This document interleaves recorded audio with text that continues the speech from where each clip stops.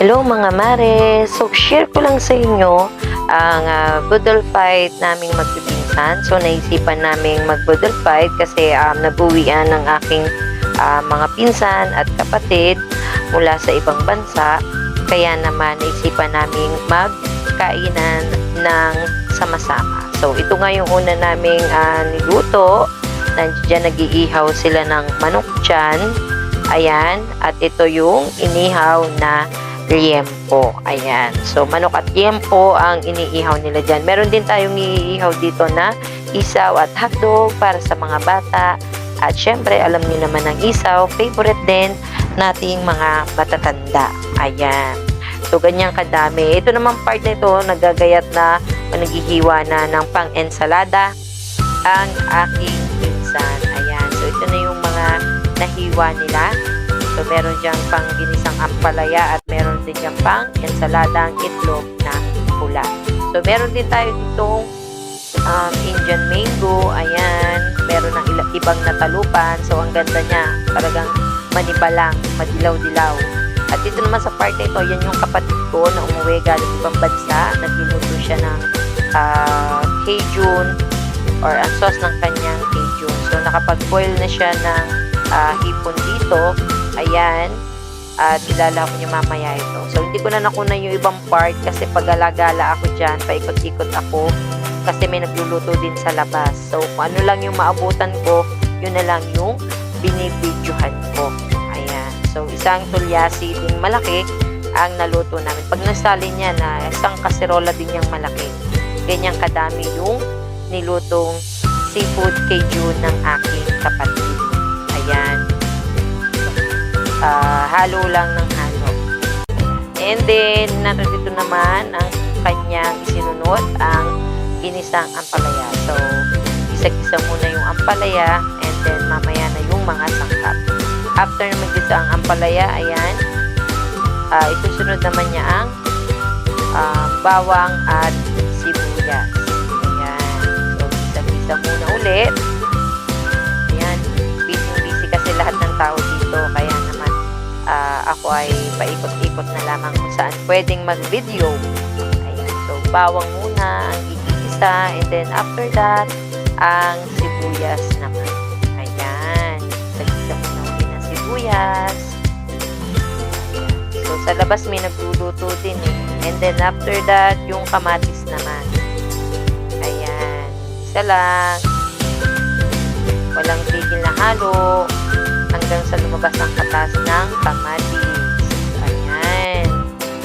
And then, ito na yung naabutan ko kasi umiyak yung anak ko ay ang naluto na niya yung ginisang ampalaya. At dito naman sa labas, ang sunod na nakasalang na kasi naluto na yung manok ay ang favorite or all-time favorite ng mga bata maging matatanda, ang hotdog. Ayan. So, madami talaga tayong niluluto, guys. Ito na yung seafood Cajun. Ganyang kalaki o kadami ang niluto. Isang malaking kaserola. Ayan naman, guys. O, talaga naman. Ang sarap-sarap niyang tingnan. At gumawa rin pala ng ensaladang itlog na pula. So, meron ding talong. So, ito na yung naihaw nating isaw at hotdog.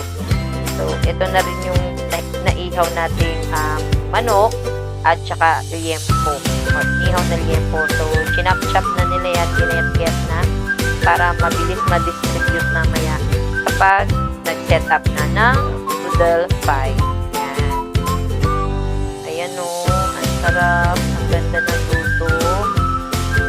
Ayan. Meron din tayong pritong okra. Ayan. Para healthy naman, hindi puro karne at chicharon.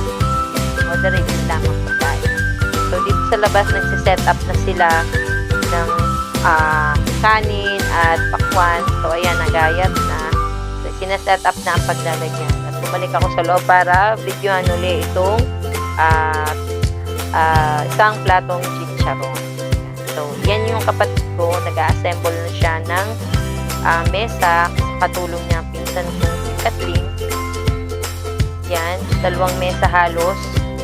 Kaya kasi sobrang dami namin. Kulang pa nga ito kasi ang iba'y wala pa. Yan. So, inigisa-isang lagyan. Inaayos ang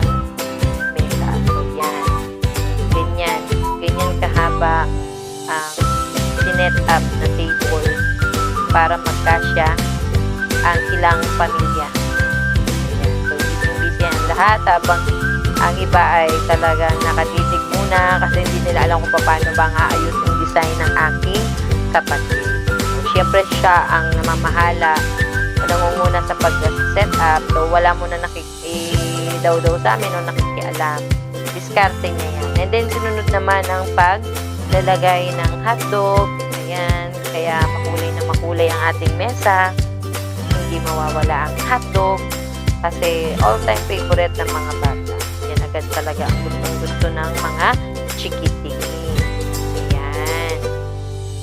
So, lalagyan ng hotdog. Lahat kailangan pantay-pantay para walang lamang. Ika. And then, next namang nilagay natin, or nila pala, ay ang isaw. Ayan. So, yung bata dyan naka-violet, ayan, gustong-gusto na talagang kumain. Si Amugoy, ayan. Ayan. So, isaw naman, ang inilalagay natin, kailangan lahat ay malagyan para kung sino man tumapat ay walang kulang.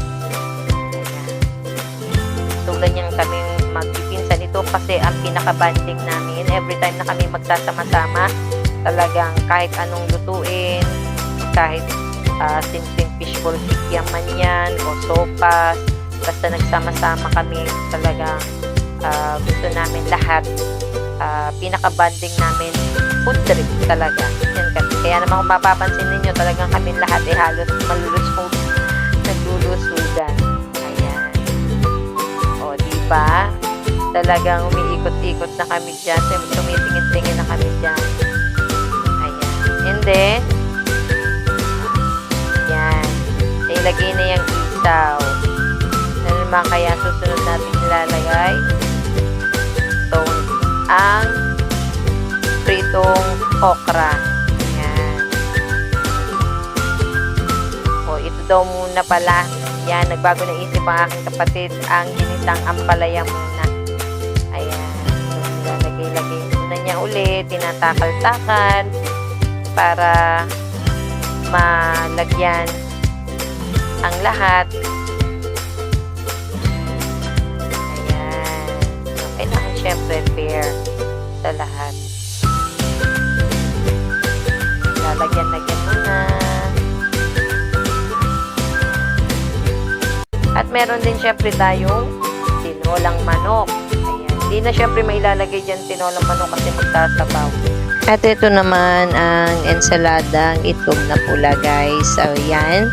Nilalagay na ulit sa mesa. At sinisiguradong lahat ay malalagyan. So, madami-dami yan. Kaya wala na halos space. Kaya naisipang iusog yung ibang kanin diyan sa gilid para magkaroon ng space ang ensaladang itlog. So, ayan. Pinagtutulong-tulungan na nila para matapos agad. Kasi nga naman, talagang takam na ang lahat. Talagang di na makapaghintay. At syempre, natutuwa silang makita na punong-puno ng laman ang mesa namin. So, kanya ng picture-picture dyan. At ito naman part na ito ay naglalagay na ng inihaw na liempo. Ayan. So, talagang natulong na lang yung mga pinsan ko. Ako, kahit taga-video ko, gusto ko na tulungan, hindi ko naman pwedeng gawin kasi nga may diskarte siyang kanya yung kapatid ko. At dito naman sa part ito, naglalagay na ng piniritong okra. Pero wag kayo mag-alala dyan mga mare kasi malilinis naman ang kamay ng mga humawak na yan. Ayan. Nagugas naman ang mga yan ng kamay. So, sure ako na malinis ang kamay ng mga yan. And then, yung pritong patatas, pang toppings diyan sa seafood Cajun at yung mga chicharon. Ayan. So, minamadali na nila para lahat ay makakain na. Kasi unti-unti nang nagtatawag para makapunta na lahat ng aming magpipinsan. Ayan. Yan o, talaga namang punong-puno ng laman ang mesa. Yan. So, yung ibang mga pagkain dyan, inilagay na lang sa gilid kasi wala nang paglalagyan.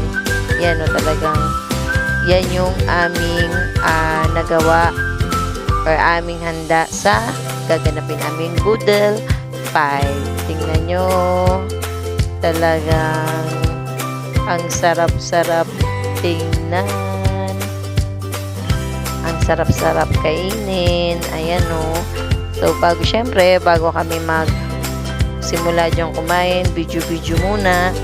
Kanya ng video, kanya ng kuha ng picture. Kasi minsan lang talaga mangyari ito na magsama-sama kaming lahat. Kasi nga minsan lang naman umuwi ang kapatid ko at pinsan ko. So, ito na. Talagang picture taking muna. Ayan. Diba? And then, mamaya makikita nyo guys, talaga namang atak talaga. Ayan. So, syempre, talo mo, masasama na tingin. Ayan, no?